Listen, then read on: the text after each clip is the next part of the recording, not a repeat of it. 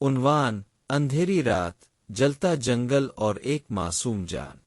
ایک ہرنی کی بقا کی حقیقی داستان جو توکل اور صبر کا سبق دیتی ہے۔ باب اول: جنگل کا سکون اور ماں بننے کی گھڑی۔ کہیں دور پہاڑوں کے درمیان ایک گھنا پرسکون جنگل تھا جہاں پرندوں کی چہچہاہٹ، ندی کی روانی اور ہوا کی سرسراہٹ ایک ایسا ماحول پیدا کرتے تھے جو کسی جنت کی یاد دلاتا تھا۔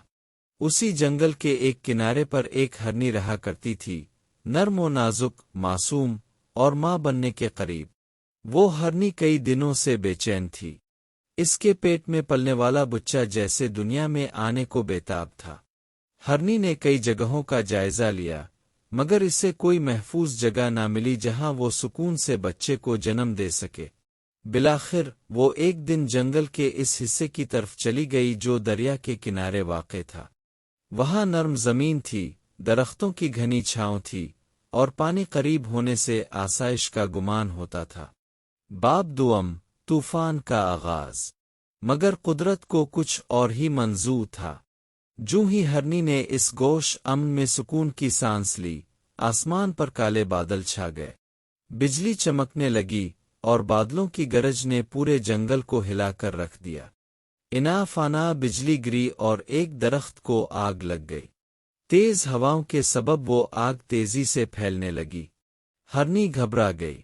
نہ وہ بھاگ سکتی تھی، نہ کچھ کر سکتی تھی۔ پیٹ کا بوجھ اور جنم دینے کا کرب اسے زمین سے باندھے ہوئے تھا۔ جب اس نے آگ سے بچنے کی راہ دیکھی تو ایک طرف ایک شیر دھات لگائے بیٹھا تھا جو آگ سے فرار ہونے والے جانوروں کی طاق میں تھا۔ دوسری طرف ایاڑیوں کے پیچھے ایک شکاری نے کمان کس رکھی تھی اور آنکھ نشانے پر تھی، یعنی وہ ہر طرف سے موت میں گھری ہوئی تھی۔ باب سوم: رب کا نظام۔ ایسے میں ہرنی نے خود سے کہا، اگر میں دریا میں کودوں تو ڈوب جاؤ گی، آگ کی طرف جاؤ تو جل جاؤ گی۔ شیر مار ڈالے گا، آشکاری کا تیر زندگی ختم کر دے گا۔ میرے پاس صرف ایک کام ہے جو میں کر سکتی ہوں، اپنی ذمہ داری پوری کرنا۔ میں ماں بننے والی ہوں، میں بچے کو جنم دوں گی، باقی کام میرے رب کے سپرد ہیں۔ اور پھر اس نے آنکھیں بند کیں، سانس گہری لی اور بچے کی پیدائش پر توجہ مرکوز کر لی۔ اسی لمحے کچھ ایسا ہوا جو عقل دنگ کر دے۔ جب شکاری نے تیر چھوڑا، آسمان پر زوردار بجلی چمکی۔ اس کی روشنی سے شکاری کی آنکھیں چندھیا گج اور تیر کا رخ بدل گیا۔ وہ تیر جا کر شیر کو لگا۔ شیر درد سے دیوڑا اور بھاگ گیا۔ اسی وقت بادل زور سے برسے، موسلا دھار بارش ہوئی اور جنگل میں پھیلتی ہوئی آگ تھم گئی۔ درختوں پر برسنے والے پانی نے سب کچھ ٹھنڈا کر دیا۔ کچھ ہی دیر میں فضا پھر سے پرسکون ہو گئی۔ ہرنی نے ایک خوبصورت، صحت مند بچے کو جنم دیا۔ وہ زار و زار رو رہی تھی، نہ کسی خوف سے بلکہ رب کی قدرت پر حیران ہو کر۔ باب چہارم: سبق اور نشانیاں۔ اس دن جنگل میں رہنے والے جانوروں نے ایک عجیب واقعہ دیکھا۔ ایک حاملہ ہرنی جو موت کے چہار طرف سے گھیرے میں تھی، صرف توکل اور صبر کی بدولت بچ گئی۔ نہ صرف بچی بلکہ ایک نئی جان کو دنیا میں لائی۔ شکاری نے اپنا تیر دیکھا، شیر کو دیکھا اور کمان نیچے رکھ دی۔ وہ پہلی بار سمجھا کہ کائنات میں ایک ایسی طاقت بھی ہے جو انسان کی منصوبہ بندی سے بالاتر ہے۔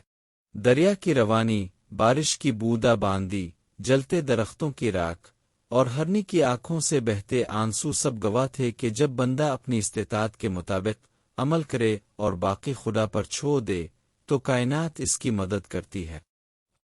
اختتامیہ پیغام: زندگی میں بعض اوقات ہم بھی ہرنی کی مانند ہوتے ہیں۔ ہر طرف سے مصیبت، پریشانی، مایوسی اور موت کے سائے ہوتے ہیں۔ ہم سمجھتے ہیں کہ کوئی راہ نہیں، کوئی بچاؤ نہیں، مگر یاد رکھو، تمہیں صرف وہ کرنا ہے جو تمہارے اختیار میں ہے۔ باقی اس رب پر چھوڑ دو جو تیر کا رخ بھی بدل سکتا ہے، شیر کو روک سکتا ہے، آگ بجھا سکتا ہے، بارش برسا سکتا ہے اور تمہاری حفاظت کر سکتا ہے اس وقت جب تم خود کو بے بس سمجھتے ہو۔ بے شک وہی بہترین کارساز ہے۔ انشاء اللہ۔